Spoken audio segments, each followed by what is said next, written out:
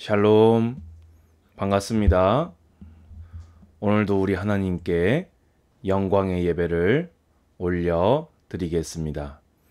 찬송가 38장 예수 우리 왕이여 하나님께 찬양드립니다.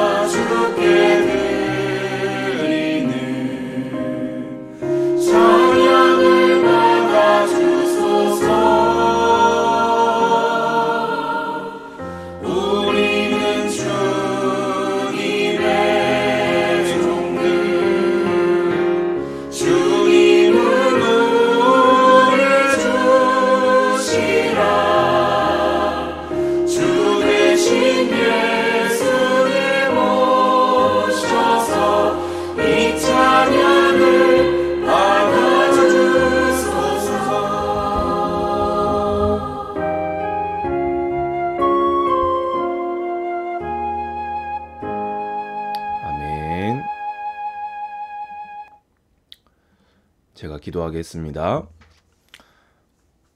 하나님, 우리의 왕이신 하나님, 우리의 주 되시는 하나님, 우리가 오늘 드리는 예배와 찬양을 통하여 주님의 아름다운 성호에 합당한 영광을 받아 주시옵소서. 우리가 지금 이 예배를 드릴 때에 전심으로 온전한 마음으로 하나님 앞에 나아가게 하시고 또 하나님께 예배드림으로 하나님과 깊은 교제를 나누고 또 하나님이 내려주시는 은혜와 말씀으로 충만하여지도록 인도하여 주시옵소서. 오늘 특별히 이 예배를 통하여 각 사람에게 지혜를 주시사 분별의 지혜를 주시고 건강하고 안전하며 열매 맺는 자리까지 성장하는 참된 영광 돌리는 믿음이 되게 하여 주시옵소서. 예수 그리스도 이름으로 감사하며 기도드리옵나이다. 아멘. 오늘 하나님 말씀은 신명기 18장 15절로 22절의 말씀입니다. 일단 이 말씀은 선지자 제도를 하나님께서 이렇게 공식적으로 선언하고 또 선지자를 통해서, 그러니까 쉽게 해서 중보자를 통해서 이스라엘 백성이 하나님을 바로 대면할 수 없기 때문에 선지자를 통해 앞으로 하나님이 백성을 인도하실 것을 말씀하고 있는 장면입니다. 자, 먼저 보면요. 내 하나님 여호와께서 너희 가운데 내 형제 중에서 너를 위하여 나와 같은 선지자 하나를 일으키시리니 너희는 그의 말을 들을지니라. 아멘. 하나님께서 이스라엘 백성을 앞으로 인도해 나가실 때에 그래서 모세도 선지자 중에 하나였다라고 성경은 이렇게 말하지요. 그래서 그런 선지자를 통해서 이스라엘 백성을 만나시고 인도해 나가시겠다. 그런데 이 선지자 하나는 일단은 이 이후로 오는 수많은 구약의 선지자들을 의미함과 동시에 궁극적으로 오실 참 선지자이신 하나님과 모든 성도들을 영원히 중보하시는 단 한 분의 참 선지자 예수 그리스도를 의미합니다. 여러분은 그래서 이제는 선지자가 없어요.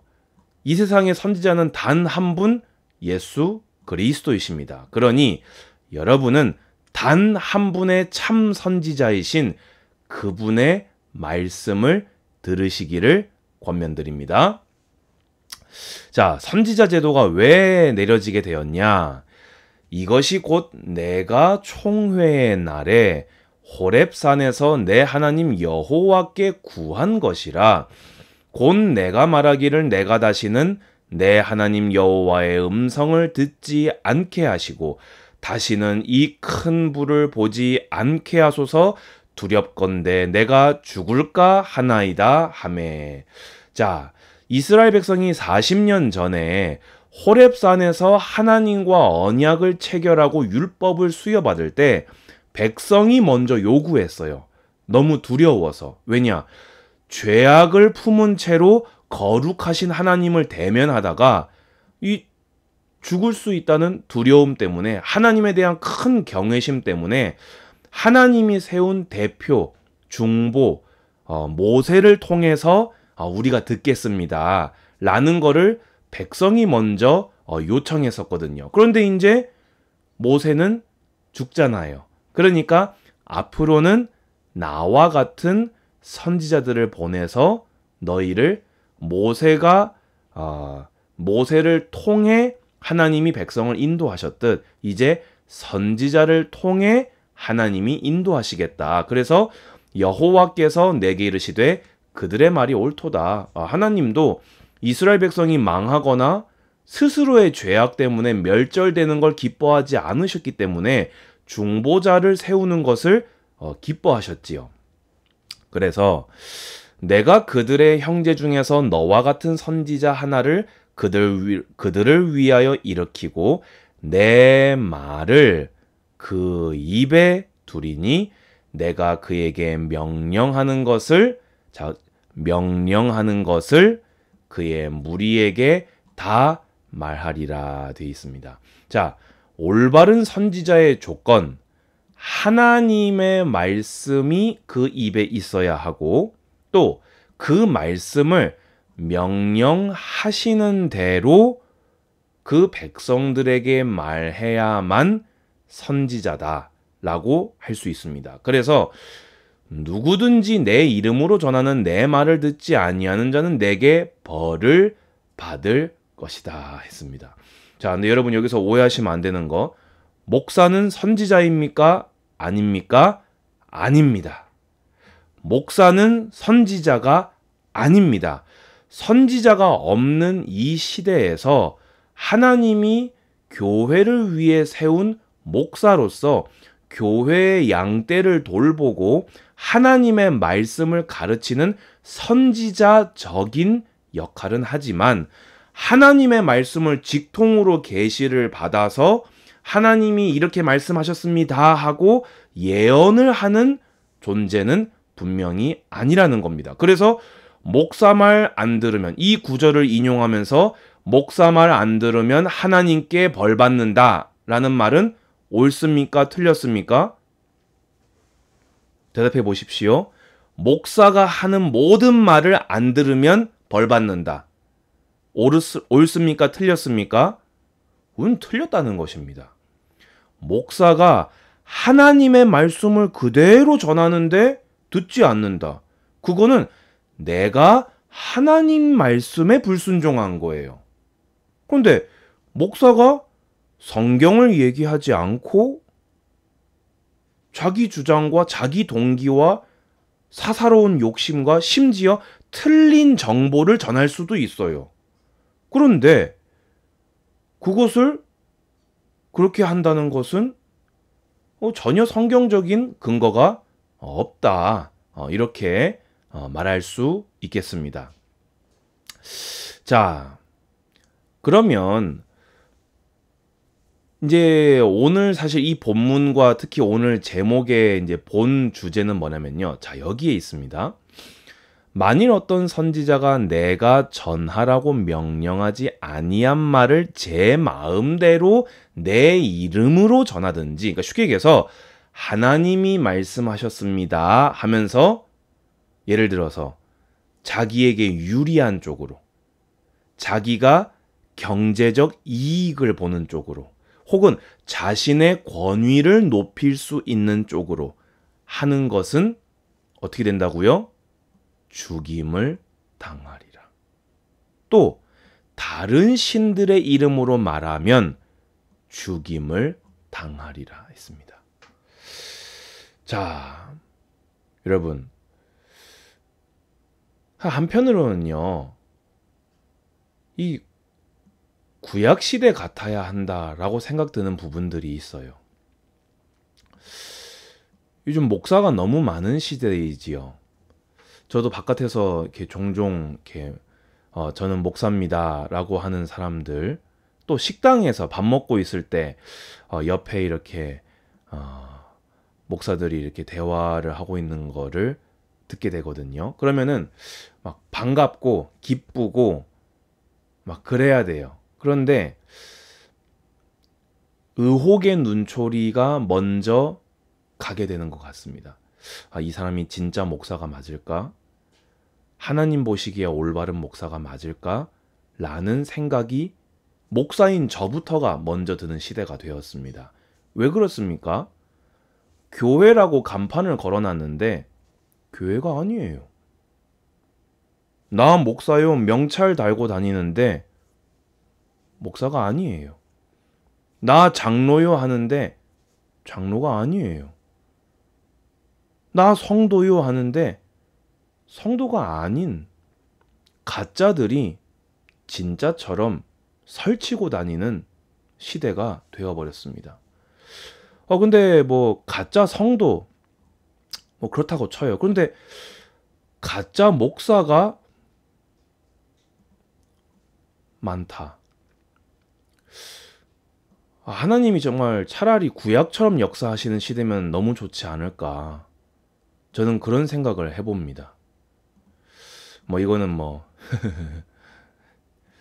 제 개인적인 생각이니까요.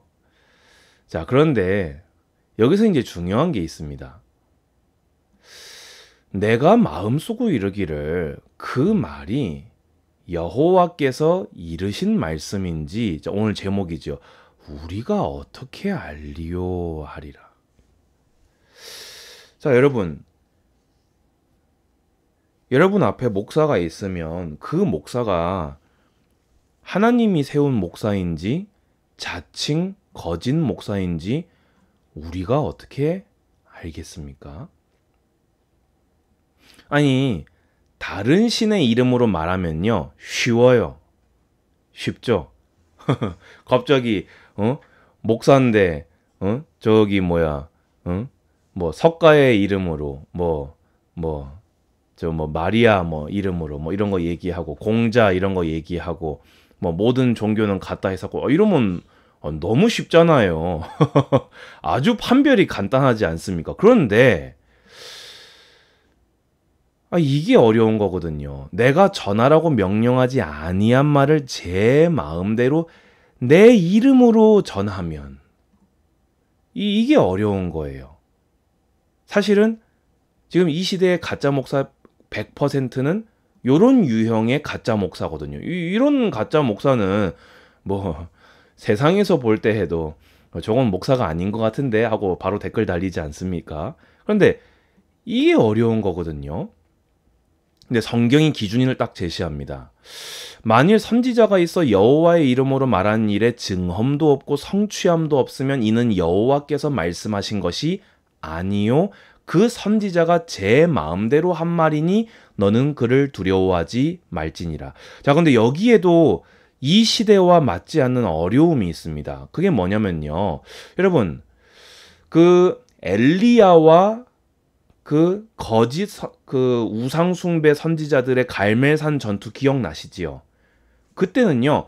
바로 하나님이 불을 내려주셨어요. 미가야 선지자와 그 아합 왕에게 결탁한 400명의 가짜 선지자들 기억나시죠? 막 쇠로 된 탑 모양까지 만들어가지고 그건요. 하나님이 바로 결과를 이렇게 드러내 주셨어요. 또 예레미야와 그때 예레미야와 누구였습니까? 그 하나냐. 예. 예레미야와 하나냐 같은 경우도 뭐 금방 돌아갈 거라고 했는데 안 돌아가니까 포로에서 안 돌아오니까 바로 알게 되잖아요. 왜냐하면 선지자가 말한 것이 곧 성경이 되는 시대였기 때문에 그래요. 실제로 앞으로 성취될 내용을 하나님께서 선지자에게 바로 들려주셨다고요. 그러니까 증험과 성취함이 없으면 하나님이 저 선지자한테 아무 말도 안 하셨는데 저 지 혼자 떠든 거네 바로 알 수 있었어요. 근데 지금은 어떻게 알아야 됩니까? 뭐지요? 내 말을 그 입에 두리니 내가 그에게 명령하는 것을 그 무리에게 다 말하리라. 여기서 찾아야 됩니다. 우리는 하나님이 이미 계시를 선지자들을 통해서 다 해주셨어요. 그래서 완성된 계시인 성경 66권을 들고 있습니다. 그래서 이 성경을 말하는 목사가 참된 목사다. 그런데 성경만 말한다고 하면은 그럼 다 참된 목사냐?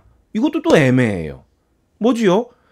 자기 할 말 다 해놓고 마지막에 성경 한 구절 탁 하면서 끝나면, 또 제목할 때 본문 성경 한 구절 읽어놓고 하고 싶은 말 막 떠들면, 그러면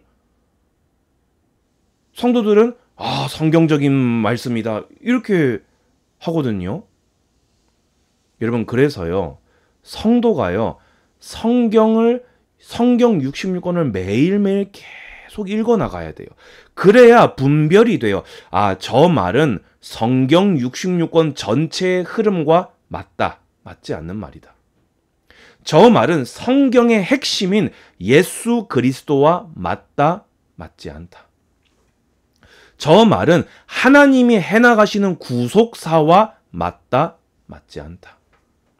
이런 것들을 성도가 분별할 수 있는 지혜가 있어야 한다는 것입니다. 여러분, 시대가 가면 갈수록요, 이 진퉁과 짝퉁의 그 겉모습 격차가 사라집니다. 오히려 짝퉁이 더 진퉁보다 화려하고 반짝거리는 시대가 되었어요. 그건 목사도 저는 더 그렇다고 생각합니다. 저는 그래서 여기에 하나를 더 하겠습니다. 사실 이 부분은 여러분들이 좀 조심스럽게 들어야 될 부분이지만요. 그 목사가 진짜냐 가짜냐라고 했을 때 그 목사의 삶의 방향성을 봐야 합니다. 그리고 그 교회의 성도들에게 나타난 신앙생활의 방향성 열매를 보아 알 수 있다고 저는 믿습니다. 왜지요? 참된 목사라면요, 본인이 가르친 성경대로 살고 순종하려고 몸부림치는 게 정상입니다. 완벽하란 말이 아닙니다. 여러분, 이 설교를 하고 있는 저도 완벽을 안 하고요. 저도 죄 짓습니다. 그걸 얘기하는 게 아니고요. 그 삶의 방향성이 어떻게 해서든지 간에 성경대로 가려고 하는가. 그리고 그 목사를 통해 배운, 그 목사를 통해 성경을 배우고 설교를 들은 성도들의 삶의 열매가 성경과 일치하는가가 그 목사가 참된 목사인지 가짜 목사인지 아니면 올바른 목사인지 잘못된 목사인지를 분별할 수 있는 기준이 될 수 있다고 생각합니다. 여러분, 말세지말입니다. 마지막 때가 되면 될수록 가짜가 진짜처럼 흉내내는 시대가 이미 되었고 앞으로 더 심화될 것입니다. 여러분의 신앙은 목사가 지켜주는 것이 아니라 성경이 지켜주는 것이고, 여러분의 신앙은 목사를 통해서 하는 것이 아니라 한 선지자이신 여러분 안에 계신 예수 그리스도를 통하여 하는 것입니다. 매일매일 성경 읽어 나가시면서 분별할 수 있는 지혜를 얻으시고, 또 그 삶의 열매, 이 열매는 전도가 얼마나 많이 됐나의 열매가 아닙니다. 교회가 얼마나 많이 부흥됐나 열매가 아니에요. 그 사람의 실제 삶이, 그 교회 성도들의 실제 삶이 성경과 맞느냐?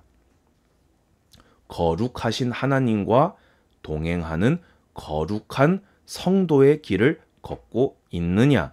그 입술과 손발의 열매를 의미합니다. 분별 있는, 스스로를 지키는, 또 교회를 살리는 우리 예배자들 되시기를 축복합니다. 주 예수 그리스도의 은혜와 하나님의 사랑과 성령의 교통하심이 오늘 예배드리는 모든 예배자들 머리 위에 이제로부터 영원까지 항상 함께 있을지어다. 아멘. 감사합니다. 샬롬.